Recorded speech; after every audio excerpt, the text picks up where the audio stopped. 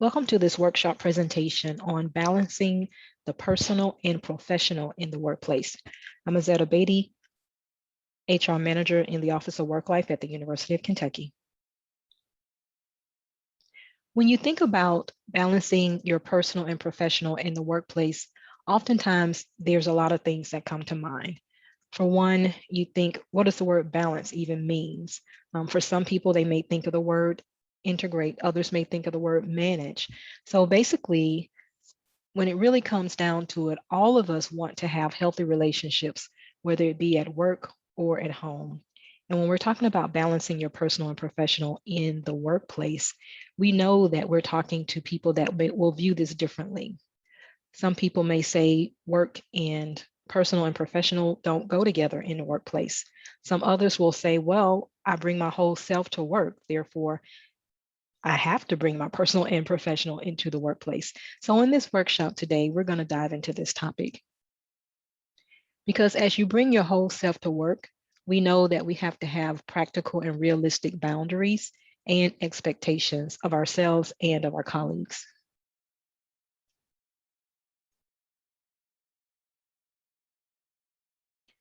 So when you talk about managing, balancing, integrating your world of work, I love this image of the puzzle pieces, trying to fit the puzzle pieces together, because we all have puzzle pieces in our lives that we're trying to fit together. And some of those puzzle pieces relate to our personal lives. Some other puzzle pieces relate to our professional lives. And when you think about the whole person and bringing a whole person to work, we know that those puzzle pieces look different for different people. So here's a couple of questions to consider. What does work and life balance or management mean to you? Just something to ponder. What does it mean to balance or manage your work life? Another question to consider is, what does balancing your personal and professional in the workplace look like in your everyday life? So thinking about your everyday life, what does it mean to balance your personal and professional? That's going to look different to different people. So for example, one person may say, to balance my personal and professional, that means that I bring my personal to work with me, such as maybe my space is decorated with some personal items. Maybe I share with my colleagues about things going on in my personal life. And so other times when you think about the personal and professional, as you are preparing, as far as your professional career goes and your profession goes, there's things that you have to do to prepare. So all of these things impact your daily life, your routines, it impact your boundaries, it impacts who you work with, where you go, when you go, your schedule, and so forth. So when you think of the word balance, I have this little message here, this acronym to help you really think through balance. What's one way to think about it? For one, you can think about believing in you and valuing you. So what does it mean to believe in and value you? When you're thinking about your personal and your professional in the workplace, what do you need to do to make sure you are valuing yourself, you are taking care of yourself? And then actively manage your entire life. We are all actively managing our entire lives all the time. So your entire life includes everything that impacts you. And that's going to vary from day to day. On some days, you have a lot of things going on, other days, not so much. On some days, you'll have a lot of personal things going on that might be impacting you while you're trying to work, maybe in an external way or an internal way. Sometimes the internal way could be just you're thinking about things that are impacting you in your personal life, but you're trying to work and you're trying to focus on the task at hand. But nonetheless, that personal concern is there. Also, leave some stuff behind. Let some things go. So when you're balancing, you have to be able to distinguish between what you need to keep and what you need to let go of, or what you need to say, you know what, let's do that a different time, or let's postpone that, or let's delay that, or let's pause that. So all being able to pause, let some things go, leave some things behind will help you as you're trying to balance your work and your professional responsibilities. Also, ask for help. Asking for help is something that we all need to do. We all need to be able to evaluate when we need help. Sometimes that help can be small tasks, such as helping someone to assist you with a project that you're working on, or it may be asking for help because you have something going on in your personal life and you need to flex your schedule, for example. It may just be a temporary thing where someone has a doctor's appointment or you have a doctor's appointment. And so you need to ask for help. And then negotiate priorities. Just thinking about everything is not a high priority. If you look at things that you have to do and you categorize them in terms of low, medium, and high priority, that helps you sometimes to be okay with not doing some things right then and there and overloading your plate for one day or for one week even. Just figuring out what are the real priorities today, what is urgent and must be done today. And so that will help you to negotiate priorities. And sometimes you have to negotiate priorities with supervisors or managers or people you're collaborating with. As you're managing your priorities and they're managing their priorities, especially in collaboration types of work environments. When you're working on a collaboration and you have to negotiate with the people you're working with on when you're going to turn things in or when you're going to contribute certain aspects of a project. And you think about compassion for oneself and others. Compassion for yourself. In the Office of Work Life, we offer a series along with our health and wellness team on mindful self-compassion. So when you're balancing things, self-compassion is critical because sometimes you're going to make mistakes. Sometimes you're going to forget things. Sometimes you're going to mess up. Sometimes you're going to just be so tired, you just need to take a break. You need to take days off, all those kinds of things. So, and you're just not going to feel well sometimes physically or emotionally even. So having compassion towards yourself can be key to helping you balance, giving yourself permission to take breaks, giving yourself permission to say no to some things, giving yourself permission to take care of yourself. And then evaluating your needs and wants. When you evaluate your needs and wants in terms of balancing things, you're really starting to think about what needs to get done now and what do I need for my self-care? What do I need to get these projects done? What do I need to do today versus tomorrow? And what do I want? So being able to evaluate that on a regular basis and not saying I evaluate my needs every 3 months, but evaluating your needs weekly can be helpful and sometimes daily. And sometimes something simple as evaluating that I need to take a stretch break and I need to do a different task and come back to this in an hour. Just evaluating where you are in the moment can help you as you're balancing things. So what does it mean to bring your whole self to work? Your whole self to work. Different things may come to mind for you, but one way to think about that, your whole self includes your emotional, your physical, your social, academic, your spiritual, your professional self, your financials. What does it mean to bring your whole self to work? So when you come to work, you don't necessarily check certain aspects of yourself at the door. Now, I can say that there are some people that are pretty good at internally just keeping things to themselves. And there are some people that are more external in their expressions and they like to talk through things. So just because a person is not always talking about what's going on in their personal life does not mean they don't have something going on in their personal life or their life outside of work. So what does it mean to bring your whole self to work? Here's a few questions to consider. How does bringing your whole self to work contribute to building healthy, authentic relationships? All of us want healthy relationships. And when you bring your whole self to work, whether you're internally just there or you're externally and people kind of know what's going on with you, you still bring your whole self to work. But how does that contribute to building authentic relationships? For one, it helps people to get to know you. It helps people to understand what you're going through, what you're dealing with, or just offer compassion or offer some forgiveness even sometimes. And so that's helpful. And then also another question to consider is, can you have friends at work? Something to think about. Can you have friends at work?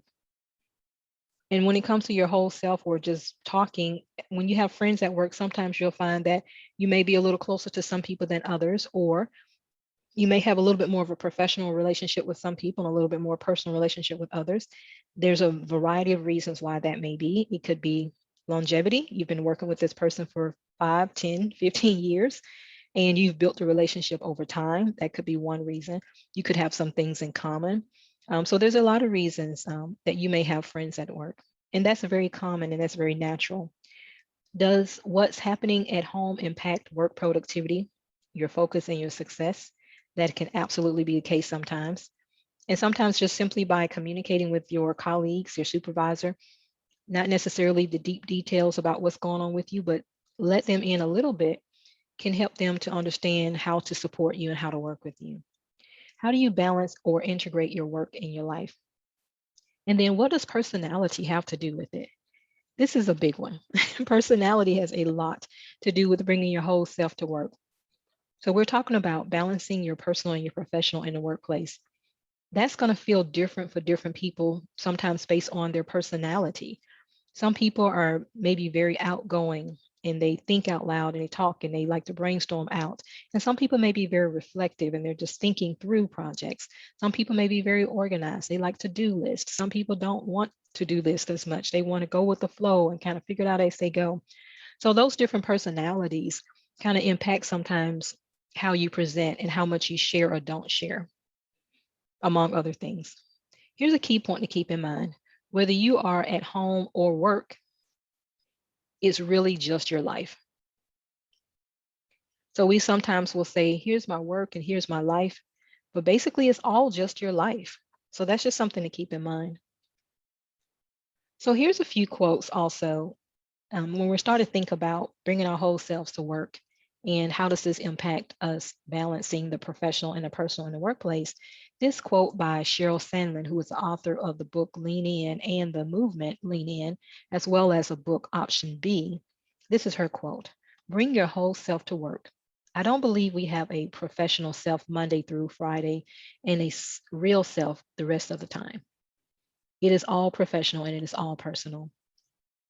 So she's basically saying our lives kind of intermingle. What's going on at work kind of impacts you at home. What goes on at home impacts you at work.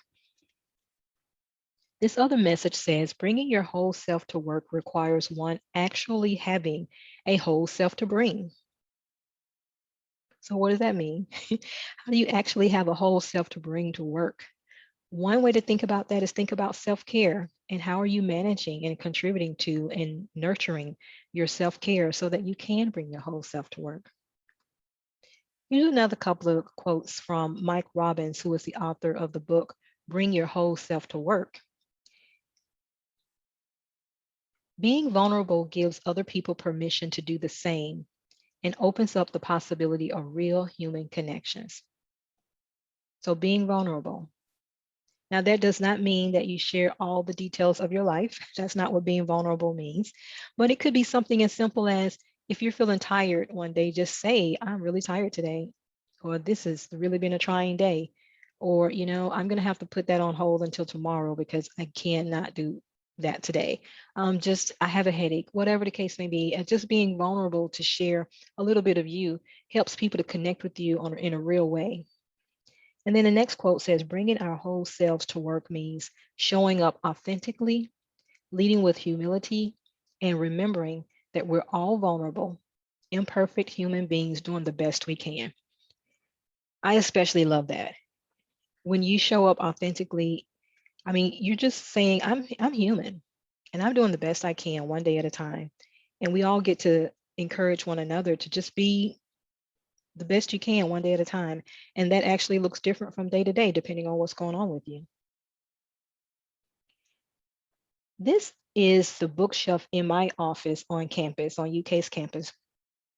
And I actually wanted to share this picture because it is a really good illustration of balancing your personal and your professional, in a sense that when you look at the bookshelf, you see a lot of books. There's a lot of books on work-life related topics, life topics, family topics, self-care topics, counseling, all types of books. But you also see pictures and you see a vase and you see some personal items, like such as notebooks and things. But the pictures, this is where kind of my personal blend of I'm balancing my life and things that are important to me, they come to work. So my family, my friends are important. My paintings, I like to paint, that's important. And just things that I create, that's important to me. And then I even have this little message that says, I don't always get buckets, and just kidding. It says, I don't always get buckets, just kidding. This is Steph Curry, who is a basketball player, professional basketball player. And if you're familiar with basketball, you know this is hilarious because he always gets baskets. But, I personally like to have humor around me. So I have these types of quotes in other spaces in my office as well. So this is what I mean by kind of managing and balancing your personal and professional. When someone walks into my office, they can start to immediately kind of tell what's important to me. Now, that's me personally. Some other people may not want to bring a lot of personal things into their workspace, and that's perfectly fine. Now, if you're working remotely 100%, you're probably surrounded by personal things. If you're working a hybrid schedule, you may have more personal things, of course, in your home space versus your office. But this is just something to say, when it comes to you bringing your whole self, even just your space that you work in, oftentimes it's reflective of what's important to you. And it also helps you to kind of bring some of that personal into the workspace. So think about conversations at work. Are some topics off limits at work? Should some things that happen at work stay at work? Is it okay to share personal information at work? How much is too much work talk at home? And what's your balance? So conversations at work, you'll get different things from different people. Obviously, there are some topics that should be off limits. And thinking about the department you work in and the work that you do, you may have some very confidential work that you work with, and you can't go home and talk about what you worked on today and what you saw and what you did today. So that's just some basic things. You can't go home and share some confidential private things. And then when you're at work, there's some topics that are just not work appropriate, and that it's a good idea sometimes to even manage or monitor people that you're working with and talking to determine from them if certain things are they're comfortable talking about. And no one is obligated to talk about their personal life at work. That is not an obligation. Oftentimes people will, and it could be something as simple as talking about something that's going on if they have elder care or children, or they have a promotion, or they have a wedding coming up, or they're taking a vacation. It sometimes is really is personal things to them, but it's not necessarily private. And so that's just some way to think about that too. You can have conversations at work that are personal in a sense that it's personal to you, but it may not be private, confidential information. And that can also be a way to build rapport with your colleagues and your supervisor or your team. So behavior at work, what should we expect of ourselves and our colleagues? There's some basic things here. Respectful interactions. One way we think of that is professionalism, be professional. Behavior at work, meaningful contributions to the work, follow through on promises and tasks, less attitude, more collaboration. Basically, we can expect people to collaborate.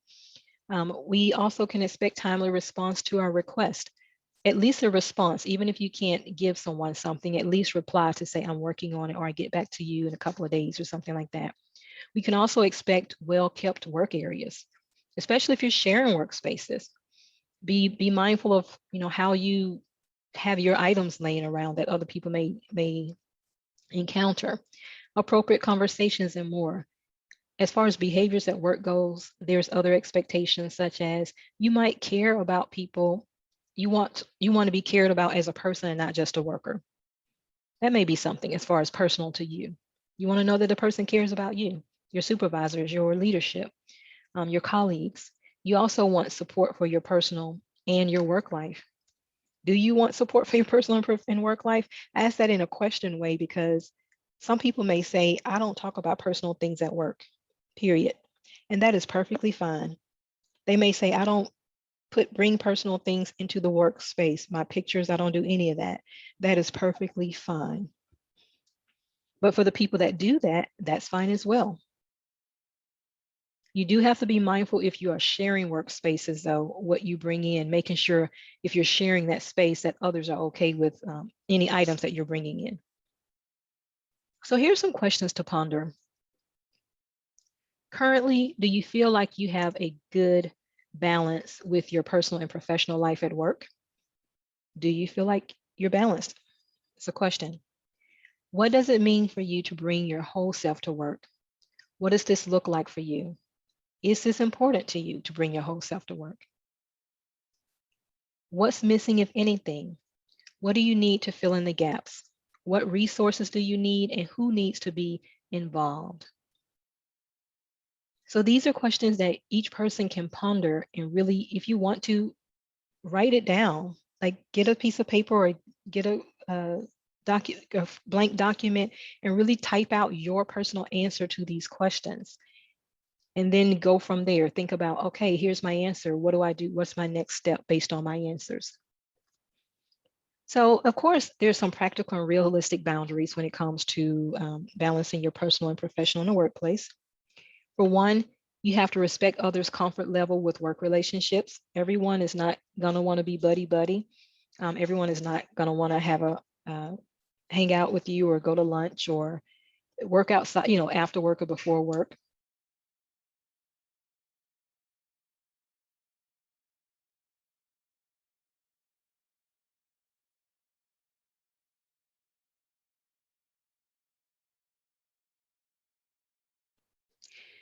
You won't be close to everyone at work. That is something to keep in mind as well. When I say close, I mean you won't be close to everyone at work. Some people you're going to bond with maybe because you've been working with them for a while and you've gotten to know their personality. They've gotten to know your personality. You know a little bit about them. They know a little bit about you.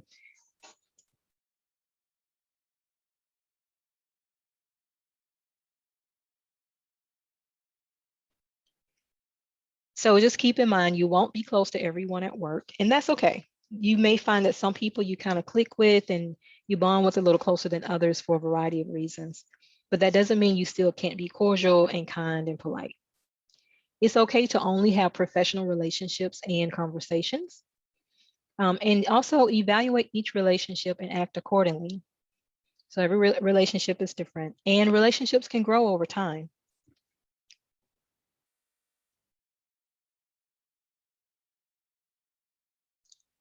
So here's something for supervisors to think about. If you are a supervisor or if you're in any type of leadership role, you may not be a supervisor per se, but you may be leading projects or leading groups. Here's a few things to think about when you're assisting someone as they are trying to manage or balance their personal and professional in the workplace, and you're trying to support them. So one, be open to employees sharing aspects of their life at work. That could be something as simple as their child is getting married, their adult child's getting married, or their child won an award, or somebody's selling some cookies, or someone's going to be in a race, or their family member is sick even, or they're traveling on a vacation they've been planning, or they're training for a marathon. I mean, just basic things, right? So kind of be open if you want to support a person in bringing their whole selves to work, to just being able to share some things about themselves. And then show some interest in their work outside of their life outside of work. And that could just be if you know that they've been baking a lot, you can say, how's that baking going? Or, what are some new treats you've been making? Just simple things like that. And then, of course, encourage employees to decorate workspaces to make it their own. Give employees permission to stop at the end of the day and lead by example. If your day ends at 4:30 or 5, then encourage them to, okay, wrap up whatever you're doing. Maybe that last 30 minutes, let's just make a to-do list. Let's wrap up some items. Please go home. Or if you're working from home, encourage that person to, again, stop working while they're home. And it's very easy when you're working remotely to just keep working because you don't have commute time and you're looking at these things to do. And you may think, you know what, I can do this. It'll take me 5 minutes. This will take me 10 minutes.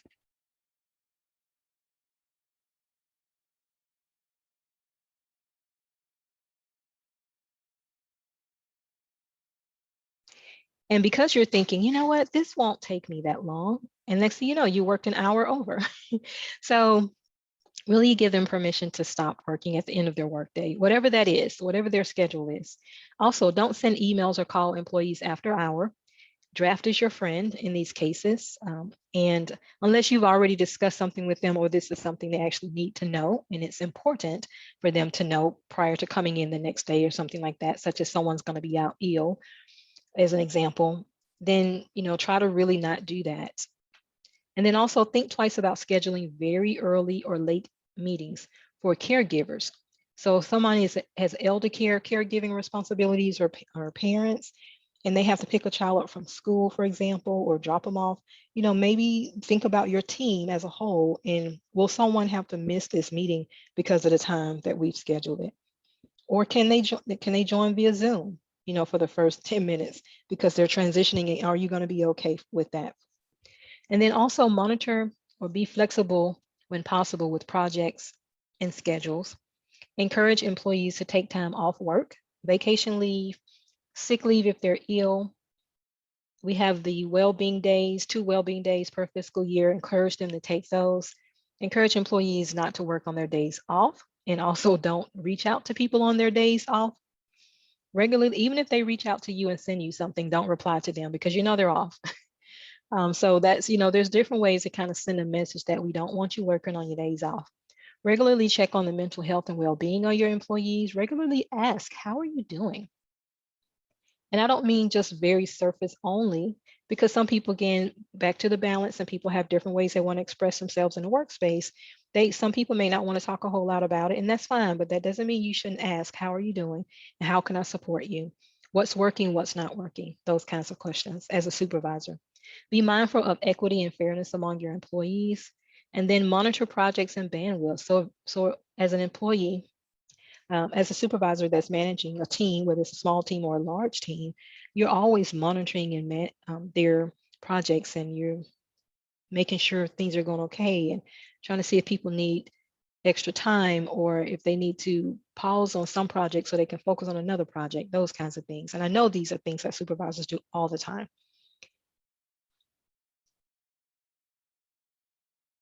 So here's another question to ponder. What does mental health and self-care have to do with it? And of course, that it is balancing your personal and professional in the workplace. Balancing your personal and professional in the workplace. What does mental health and self-care have to do with it? Some might also say, what does well-being have to do with it? So for one, good mental health and self-care helps you to manage your work and your life. If you have good mental health and self-care, you're more likely not to burn out. You're more likely not to have a lot of undue unnecessary stress or anxiety, or have sleep difficulties.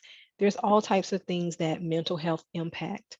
It impacts your ability to focus when you're at work, impacts your ability to get things done. You're more likely to potentially make mistakes that you normally wouldn't make. So there's all kinds of ways that our mental health and our self-care impact us. So here's other things to think about when it comes to that. Your joy is your strength. So with your joy and your strength, thinking about mental health, my joy is a part of my well-being. So if you're joyful, you're more likely to be in a good mood. You're more likely to collaborate well. You're more likely to follow through. There's a lot of things. We deserve to care for ourselves in a way that supports our whole being. Care for yourself in a way that supports your whole being. Divide your self-care. This is a nice little activity you can do. You can divide your self-care into quadrants of work, play, restoration, and me time. And then just make a list, thinking about self-care. For work, what do I do for work self-care? What do I do for play self-care? What do I do for restoration self-care? What do I do for me time self-care? What do you do? If you don't do anything, what can I do? What do I want to do? What would contribute and help me? And everyone's different there. So what some people consider work self-care, others don't. Work self-care could be something like making a to-do list every week and trying to stick to that to make sure you're less stressed out thinking you're forgetting things, or make a to-do list at end of every day so that you can know how and where to start the beginning of the next day. It could be not working after hours, not working on vacation. There's a lot of things you can write down about self-care for work. If you feel yourself lacking in any of these areas, then you have to ask yourself, what do you need? What do I need? Who has what I need? Is it me? Is it someone else? Here's some other questions to ponder. What do you need for self-care to manage your work life? What boundaries do you need to set for your personal and professional life? Are there boundaries you need to set? Some people might say that they have a lot to do and they don't know how to prioritize. That might be a good opportunity to sit down with your supervisor and say, here's a list of things I have to do currently or this week. Help me prioritize these things. What is most critical to you? Or you may share with them, here's the things that's most critical to me. Do you agree? And I need to take some things off the list. That's one way to do it. Are there boundaries that you need to set with coworkers? And this could be personal and professional. Maybe if you are in a situation where you feel like a person is sharing too much personal information, then you might want to kindly let them know, I love the fact that you are so freely sharing, but honestly, I would prefer not to hear the details. And they may go, oh, okay. But then you didn't say anything, so they just thought you were fine with them sharing all these details. And maybe you're the person that don't want to share. And that's fine too. And you may have a conversation if you're getting a sense that a person is feeling, coworkers are feeling like, why aren't you sharing? And just say, for me, it's helpful for me to keep the boundaries. My personal boundary preference is to not share quite as much personal at work and really focus on work, and just kind of have a conversation about it. Here's the thing also, what's next? So based on how you answered these questions about how you are doing as far as managing your personal and professional in the workplace, what resources you need, are you bringing your whole self to work? What does that look like for you? You may want to ask yourself, how is your self-care? And then what's your next steps? What do you need personally? If you chose to do the activity where you created this quadrant or just made a list of 4 items, and how am I doing with self-care for work, self-care for play, self-care for me time? And what are you doing there? How is that going for you? And then self-care for restoration. If you chose to do that activity, and then you have to say, okay, my list is short, I want it longer. What can I do? Or my list is long. What do I do? So what are your next steps? For one, evaluate honestly where you are. Think about, are there resources that you need? Are there people you need to talk to? Are there things you need to do differently? You need to communicate that you're going to do some things differently with your colleagues or your supervisor. Are there things you need to change? Are there people you need to talk to? And then maybe you may say, you know what, I'm on track. I'm doing really good. So maybe things are going great for you. And that's amazing. And as we wrap up, keep in mind we bring our whole selves to work, and we need to take care of our whole selves.